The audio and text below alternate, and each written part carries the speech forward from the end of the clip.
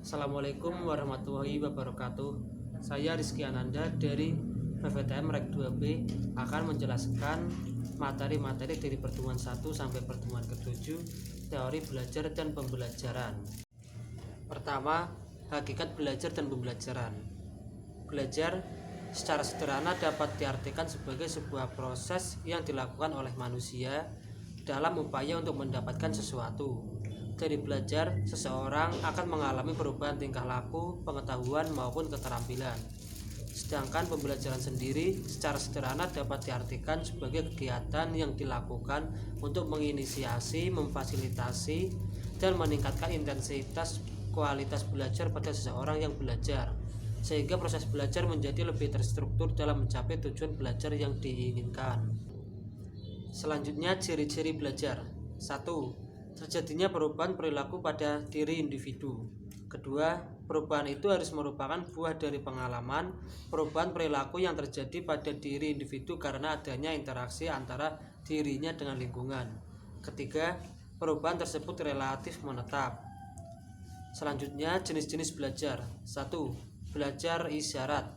Kedua, belajar stimulus respon. Ketiga, belajar rangkaian. Keempat, belajar asosiasi verbal. Kelima, belajar membedakan. 6. Belajar konsep. 7. Belajar hukum atau aturan. Dan yang terakhir, belajar pemecahan masalah. Sementara pembelajaran yang sering dijumpai: 1. Pendidikan formal.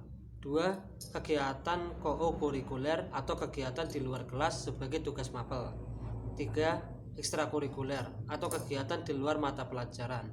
4. Ekstramural atau kegiatan proyek di luar kurikulum sekolah. 5. Pendidikan nonformal atau kursus. 6. Pendidikan jarak jauh tak terbatas waktu dan tempat. Selanjutnya, materi kedua, yaitu teori behavioristik. Menurut teori behavioristik, belajar adalah perubahan tingkah laku sebagai akibat adanya interaksi antara stimulus atau rangsangan dan respon atau tanggapan. Dengan kata lain, belajar merupakan bentuk perubahan yang dialami siswa dalam hal kemampuannya untuk bertingkah laku dengan cara yang baru sebagai hasil interaksi antara stimulus dan respon. Seseorang dianggap telah belajar sesuatu jika ia dapat menunjukkan perubahan pada tingkah lakunya. Ada bermacam-macam tokoh aliran behavioristik. Contohnya adalah Carl, Edwin Guthrie, dan Skinner. Setelah itu, hukum belajar yang dihasilkan dari pendekatan behaviorisme. 1. Contohnya Cognitionism as Airborne menurut Thorndike. Kedua, Classical Conditioning menurut Ivan Pavlov. 3. Operant Conditioning menurut P.F. Skinner. 4. Social Learning menurut Albert Bandura. Dan materi selanjutnya yaitu teori belajar konstruktivisme. Pengertian: teori konstruktivisme didefinisikan sebagai pembelajaran yang bersifat generatif, yaitu tindakan mencipta sesuatu makna dari apa yang dipelajari. Selanjutnya, menurut para ahli, pengertian teori konstruktivisme seperti Jean Piaget, Vygotsky, John Dewey dan von Grasselfeld, serta David Ausubel. Ciri-ciri teori belajar konstruktivisme. 1. Menekankan pada proses belajar, bukan proses mengajar. Kedua, mendorong terjadinya kemandirian dan inisiatif belajar pada siswa. 3. Memandang siswa sebagai pencipta kemauan dan tujuan yang ingin dicapai. 4. Berpandangan bahwa belajar merupakan suatu proses, bukan menekan pada hasil. Kelima, mendorong siswa untuk melakukan penyelidikan, dan masih banyak lagi. Setelah itu, strategi teori belajar konstruktivisme. Ada 5 strategi yang akan saya sebutkan, yaitu 1. Proses top down. Kedua, pembelajaran dengan bantuan. 3. Pembelajaran kooperatif. 4. Generative learning. Kelima, pembelajaran dengan penemuan. Materi selanjutnya yaitu teori belajar humanistik. Psikologi humanistik, yaitu pendekatan yang multifaset terhadap pengalaman dan tingkah laku manusia yang memusatkan perhatian pada keunikan dan akulturasi diri manusia.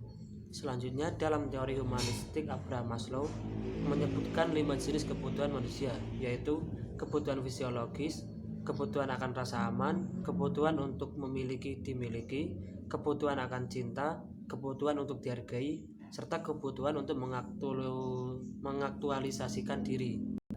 Menurut teori belajar humanistik Rogers, belajar dan mengajar lebih manusiawi, personal, dan berarti. Prinsip belajar humanistik: desire to learn, gairah untuk belajar; significant learning, learning without threat, tanpa ancaman; self-initiated learning, learning how to man; dan learning unchained. Selanjutnya, faktor yang mempengaruhi belajar siswa SMK, yaitu ada dua, faktor internal dan eksternal. Satu, faktor internal.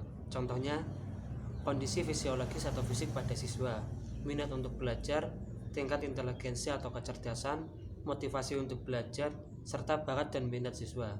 Kedua, faktor eksternal, yaitu kurikulum yang digunakan oleh sekolah, metode pengajaran yang dilakukan oleh guru di sekolah, kedisiplinan yang diterapkan di sekolah, fasilitas dan sarana belajar mengajar, serta sistem pengelompokan siswa. Sekian dari saya. Apabila ada tutur kata yang salah, saya meminta maaf yang sebanyak-banyaknya. Wassalamualaikum warahmatullahi wabarakatuh.